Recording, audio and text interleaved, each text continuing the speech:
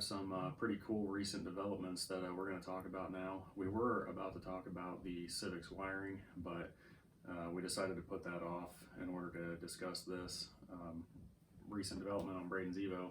And we're going to make this a quick one. It's not going to be put together very well. I have a flight to catch in a couple hours, so we're just getting this together to get the info out there and kind of explain things and kind of go over how we're going to attack the 2020 season. So go for it. Well, first of all, I want to thank Nate, Jason, and Robert at TPG. They've been a huge help in this. Always doing really good work on cornbread. You know, always making sure it's dialed in right, and you know, great group of guys who really know what they're doing. Dude, that car did not miss a beat in any of these videos. No, incredible. After Jason and Nate worked with it on the dyno, the Motec we put in, you know, it's been running great, so no complaints. Also, Kevin and them at MCR. There at Marion County Raceway, the track rental we did back in November, right? November 9th, yeah. November 9th last year. All of these videos are from that day, and yeah. Dude, that track was a disaster before, and these guys have really started to turn it around, so it's pretty awesome. Yeah. I mean, we were fighting 35-degree weather. I mean, the prep was only so good. There was really no heat in the track. Had tires that, you know, they're radials, but they just didn't have the sidewall that you want for a situation like that, so we were fighting the odds. But I mean, for what we had, what we were working with, you know, I think it was a big day. It came out real nice, so we ended on a good note. So, but with that, we recently found out that I am number 7 in the world on the Evo 10 quarter mile list. So that's pretty exciting. Top 10 in the world of known Evo 10s.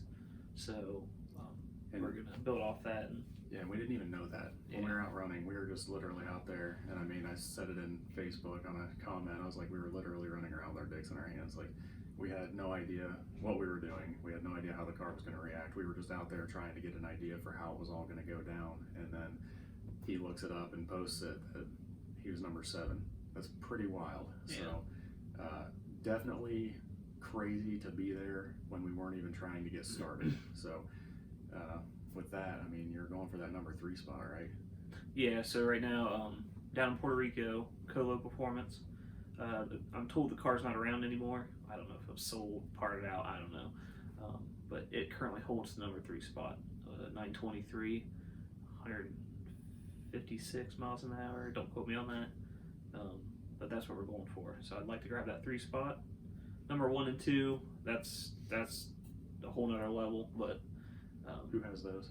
Matt Galliano and English Racing. Mm-hmm. Yeah, they're gonna be. That's really up there. Matt's sponsored by TPG, and then English Racing out in Washington. So that'll be next level. Yeah, that's getting up there into big money. So the number 3 spot's definitely attainable, and then we're gonna go over everything about that track day. And we got the number 7 spot, and then basically the idea behind this video is to show you where we were on that day, and then let it bleed over into the season to show you where we're headed and how we get to that number 3 spot if we can do it. Yep. I think it's possible, but it's going to take a lot of effort on my end and Braden's. So definitely going to need me to get him lined up correctly, and then everything on him from there. So it's going to be a team effort, and I'm really excited to do it because, you know, we're just a couple of guys with day jobs. We're not a shop, right? Yeah. We're just out here just doing it, trying to get it done. We're just average Joes, so pretty sweet. And for that, later on, we'll keep you updated on everything. But for now, we're just going to talk about that day. So let's get into it. So in the last video, we were discussing some changes that we wanted to make to the car regarding the rear end, the driveline in general, really. So those changes are happening. We didn't really want to say they're going to happen because at the time we didn't know if they were really going to happen, and they are. So for this season, we're going to get we are getting a built rear diff. It is a Evo 8 Shep diff, DSS rear axles, so that'll handle the power a lot better. A lot better control. We got a air tank for the transfer case, which will pressurize the clutch packs in the transfer case, so I control the biased front to rear a lot better. And then for this season, I will be getting Matt Galliano's dogbox that he was running last season. So he's upgrading to something else. I'm getting that, so that'll be a huge help in trying to reach our goal for the 922 or faster. So it should work out pretty good, and we'll see how it does. But it's going to be a big improvement over, from this day especially, and from last season. Car spent a lot of time down last season. We only got one event in, but from what we learned on the old setup, this new setup should work much better. Now we're going to get into why I needed these upgrades. We're going to show you exactly what the car was doing, how it was acting, and we're going to explain why these upgrades are necessary for an application like this. So right here you'll see when I do my burnout, all four break loose like they should on the wet surface. Now when we do the burnout, approach the dry prep surface, this is where you can see the AYC rear end not doing what it should. It just doesn't have enough pressure to hold the power, so the front's doing a lot of spinning, the rear's not doing much at all. So that's what really kills the 60 foot. So for this season, TPG will be installing a Shep rear diff and a controller for the G case that'll help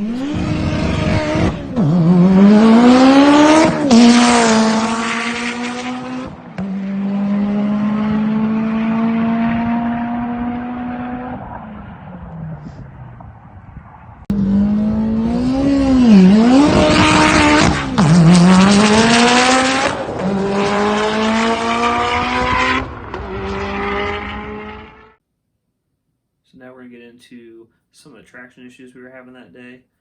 Basically, a lot of it coming down to heavy car, low pro tires.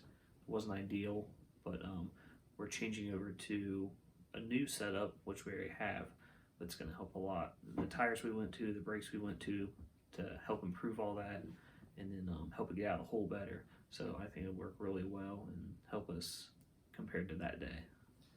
And on that day, it was really cold, like you said, and we were battling track prep too, so they did have good prep up there. However, the car seemed like it was reacting better to prep that was kind of like middle ground, not necessarily the completely torn up stuff in the rut and not the brand new stuff. It kind of liked to be on half and half, so that was tough to get used to. But with these new tires, we don't know what they're going to react to, so they may do better on brand new prep or the completely torn up stuff. So that's a learning curve I'm going to have to figure out, because I am the one lining him up. So we both have some work to do, and this car running the way it did, blowing the tires off and everything, that was a mix of Braden and I. That wasn't all him.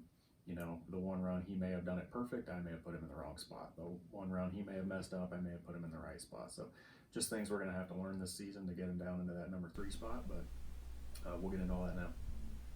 So this is where we were really fighting a lot of traction issues and stalling issues. Launch control that day wasn't working for whatever reason, so I was really trying to find that happy spot in the RPMs to bring the car out of the hole on, and with the clutch being real sensitive, it made it a big challenge. And plus the low pro tires that were on the car didn't give us the ripple we needed, so that's the biggest reason we went to a larger sidewall tire and smaller wheels to fit those, and that's also why I went to the smaller brakes that I did to fit all that. So I think that would be a big improvement for this year over what we had, at that day, so it should help a lot.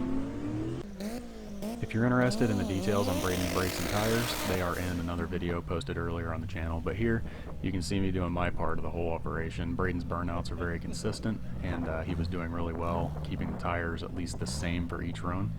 And here I'm backing him up. In this run I kind of screwed him over, but we did learn from it.